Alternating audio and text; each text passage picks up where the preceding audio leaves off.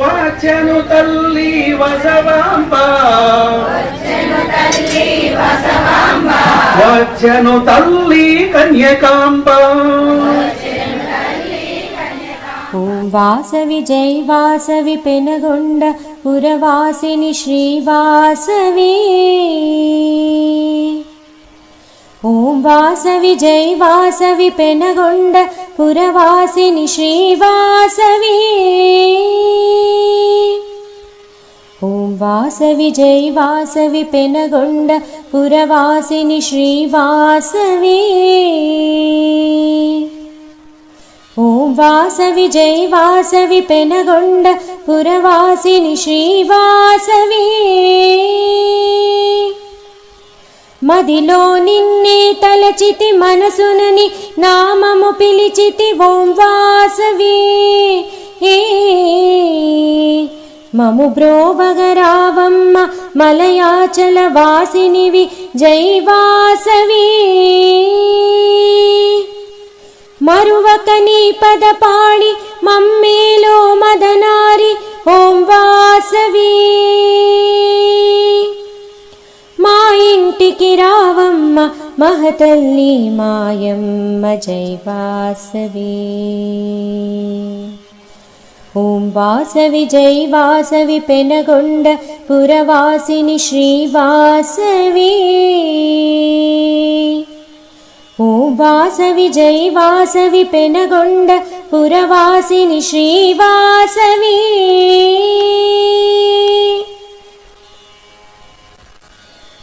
కనకాంబర కేయూరి కళ్యాణి కాత్యాయిని శ్రీవాసవి. కరుణారస సంపూర్ణి కంచుక అర్పణ దేవి జై వాసవి. కంఠాభరణము తోడ కల్హారమాలలు నీకు శ్రీవాసవి. నాలుగు దైవాల్ని మనం తప్పనిసరిగా పూజించాలి. కులదేవత అనగా మనకి వాసవి మాత కులదేవత. కొంతమందికి ఆంజనేయ స్వామి, కొంతమందికి వెంకటేశ్వర స్వామి, ఇలా ఒక్కొక్క కులానికి బ్రహ్మం గారు, ఇలా ఒక్కొక్కరికి ఒక్కొక్క కులదైవం ఉంటారు. కులదేవత వలన మనకు కలిగేటువంటి పుణ్యం ఏమిటి, అనుగ్రహం ఏమిటి అనగా వంశాభివృద్ధి కలిగిస్తుంది, వ్యాపారాన్ని అభివృద్ధి చేస్తుంది, ఉద్యోగాభివృద్ధి, వ్యవసాయ అభివృద్ధి. ఈ ప్రకారంగా మన ఉన్నతిని కోరేటువంటి తల్లి కులదేవత. ఇక రెండవది ఎవరు? ఇంటి దేవుడు. అంటే ఇంటి దేవుడు అంటే కొంతమందికి వెంకటేశ్వర స్వామి ఇష్టం అంటున్నారా, కొంతమందికి శివుడు ఇష్టం, ఇట్లా రకరకాలుగా ఉంటారు. ఇంట్లో పెద్దగా ఏ దేవుడు కనిపిస్తాడో పూజ మందిరంలో ఆ దేవుడిని ఇంటి దేవుడు అంటారు. మన పిల్లలకి పుట్టి వెంటలు గాని, మరి అట్లాగనే సారసార అన్నప్రాశన, నామకరణం మొదలైన కార్యక్రమాలు గాని, మన అబ్బాయిలో అమ్మాయిలో పెళ్లిళ్ళు అయితే ప్రప్రథమంగా ఇంటి దేవుడి దగ్గరికి వెళ్ళొస్తాం. ఆ ఇంటి దేవుణ్ణి కులదేవతను ప్రతిరోజు పూజించాలి. ఇంటి దేవుణ్ణి 6 మాసాలకు ఒక్కసారి వెళ్ళి దర్శనం చేయాలి. ఇక మూడవది గ్రామ దేవత. మనకి అంకాళమ్మ, పోచమ్మ, మారెమ్మ, ఇట్లాగనే ఒక్కో గ్రామానికి ఒక్కో దేవత ఉన్నారు. మనకి ఇక్కడ ఉన్న వాళ్ళు కేవలం అగ్నిగుండాల దగ్గర 102 గోత్రాల వాయిస్తులు మాత్రమే ఉన్నారు. అమ్మ, మరి ఇప్పుడు నీవు అగ్ని ప్రవేశానంతరం ఈ 102 గోత్ర వైశ్యులమైన మేము ఆర్యవైశ్య సంతతిని ఎలా అభివృద్ధి చేయాలి? ఈ 100, 102 గోత్రాల్లో అధిక సంతానం మగపిల్లలు ఉన్నారు, అతి తక్కువ ఆడపిల్లలు ఉన్నారు.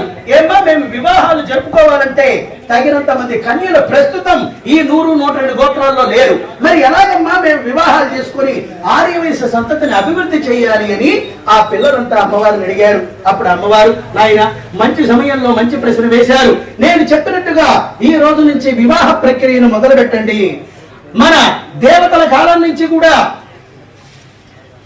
మేనరిక వివాహము అనే ధర్మం వస్తూ ఉన్నది. ఈ పురాణాల కాలంలో కూడా అర్జునునికి సుభద్రనిచ్చి మేనరికంగానే పెళ్లి చేశారు. శశిరేఖను అభిమన్యునికిచ్చి మేనరికంగానే పెళ్లి చేశారు. ఇంకా చాలా జరిగినాయి మేనరిక వివాహాలు దేవతల కాలం నుంచి కూడా.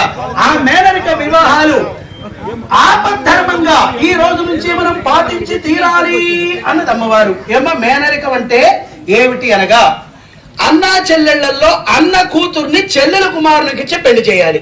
ఏ కన్య అయినా మేనత్త కొడుకుని వివాహం చేసుకునేదే మేనరిక వివాహం. మేనరిక వివాహం ఇలాగన ఈ రోజు నుంచి పాటించండి అన్నది అమ్మవారు. మరి అలాగనే కొంతమంది ఏం చేస్తారంటే ఎదురు మేనరికం. అలా చేయకూడదండి. ఎదురు మేనరికం అంటే ఇందాక ఏం చెప్పాను, అన్న కూతుర్ని చెల్లెలు కుమారునికి చేయాలి అనుకున్నాం కదా, ఇది నిజమైన మేనరికం. రివర్స్ మేనరికం ఏమిటి అంటే అన్న కొడుక్కి చెల్లెలు కూతుర్నిచ్చి చేస్తే అంగవైకల్యం కలిగిన పిల్లలు, బుద్ధిమాంద్యం కలిగిన పిల్లలు జన్మిస్తారని అలా ఎదురు మేనరికం చేసుకోకూడదు అని అమ్మవారు అంటుంది. మరి కొంతమంది ఏమనుకుంటారు, కన్య మేనమావని పెళ్లి చేసుకుంటే మేనరికం అనుకుంటారు. అది కూడా కాదు. మరి కొంతమంది ఏమనుకుంటారంటే బావమరుదులు ఒకరి సోదరుని ఒకరు వివాహం చేసుకుంటారు. అది కూడా మేనరికం కాదు. ఇలాంటివన్నీ అహంకారం కలిగిన పిల్లలు, అలాంటి పెంకి పిల్లలు, మొండి పిల్లలు జన్మిస్తారు. అలా ఆ కుండమారి పిల్ల పెళ్లిళ్ళు కూడా మీరు చేసుకోవద్దు అని అమ్మవారు అన్నది. వెంటనే పిల్లలు అన్నారు, అమ్మ ఒకవేళ ఎవరైనా ఏ మేనమామైనా తన కూతుర్ని మేనల్లునికి ఇవ్వకుండా పరాయి సంబంధం ఇచ్చి పెళ్లి చేస్తే మేనమామని మేమేం చేయాలి అన్నారు. వెంటనే అమ్మవారు అంటుంది, మేనరికల్లో సక్రమంగా మేనల్లుడు గ్రామంలో ఉన్న పరాయి సంబంధం ఏ వైరానో ఏ తల్లాడో ఏ ఖమ్మమో ఇచ్చి పెళ్లి చేసేస్తే ఆ మేనమామ దంపతుల్ని మీరు 6 మాసాల పాటు ఊరి వెలుపల చెరువులో వెలివేసి 6 మాసాల తర్వాత కాశీకి తీసుకెళ్లి ఆ దంపతుల్ని ఊళ్ళోకి తెచ్చి అందరి పాదాలపై నమస్కారం చేయించి ప్రాయశ్చిత్తం చెప్పించి అప్పుడే మీరు శిక్ష వారికి అనుభవం అయిన తర్వాతనే వాళ్ళని గ్రామంలో కలుపుకోవాలి అన్నది. అంత వైభవంగానే మనం ఈ రోజుకి చేయడానికి కారణం అమ్మవారు విశ్వరూపాన్ని చూపించి ఆ అగ్నిగుండానికి సిద్ధంగా ఉన్నది. ఓ బంధువులారా, మీకు నియమించిన అగ్నిగుండాల్లో మీరు సిద్ధంగా ఉండండి అని అమ్మవారు చెప్పగానే వాళ్ళ గుండాల దగ్గర వాళ్ళు సిద్ధంగా ఉన్నారు. భాస్కరాచార్యులు వారు అంటున్నారు, అమ్మా అదుగోనమ్మా మాఘ శుద్ధ విద్య సుముహూర్తం రానే వచ్చింది అనగాని ఆ వాసవి వైశ్యులందరూ కూడా వారి వారి గుండాల దగ్గర వాళ్ళు నిలబడ్డారు. ఆ ప్రకారంగా మాఘ శుద్ధ విద్య సుముహూర్తం రాగానే భేరీ మృదంగాది వైద్యనామాలు ఢంకాలు మోగిస్తూ ఉండగా, వీరముష్టులు మాయలారులు గంగకారుల వారు నృత్యాలు చేస్తూ ఉండగా, అనవల్ల గగ వీర వీర శరభ శరభాయటంచు అంటూ అందరూ నృత్యాలు చేస్తూ ఉండగా, ఆ మాఘ శుద్ధ విద్య సుముహూర్తం తెల్లవారుజామున 3 గంటల సమయంలో ఎప్పుడైతే వచ్చిందో ఆ వాసవి మాత తనకు నియమించిన అగ్నిగుండంలో వామపాదమును భూమి నుండి మరి విశ్వరూపమును చూపి వాసవి మండెడు గృండమున గక్కునగుమికను గుప్పించి జై బలో శ్రీ వాసవి మాతాకి జై బలో వాసవి దేవికి.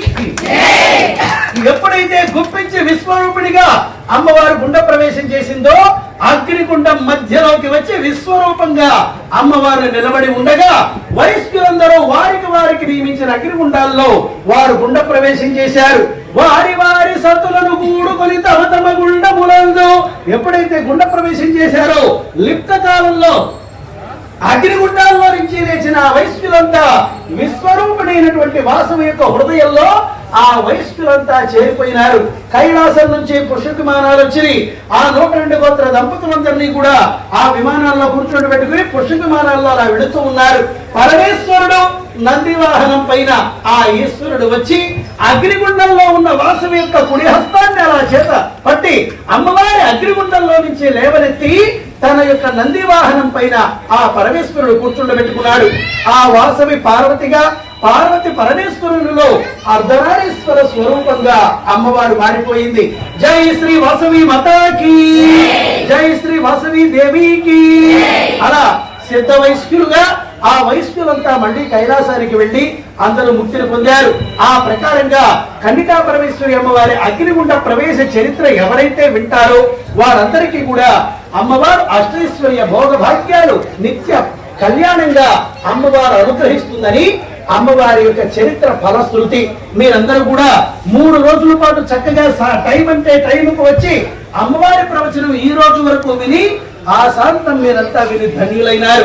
అమ్మవారి యొక్క పరిపూర్ణ అనుగ్రహం మీ అందరికీ లభించింది.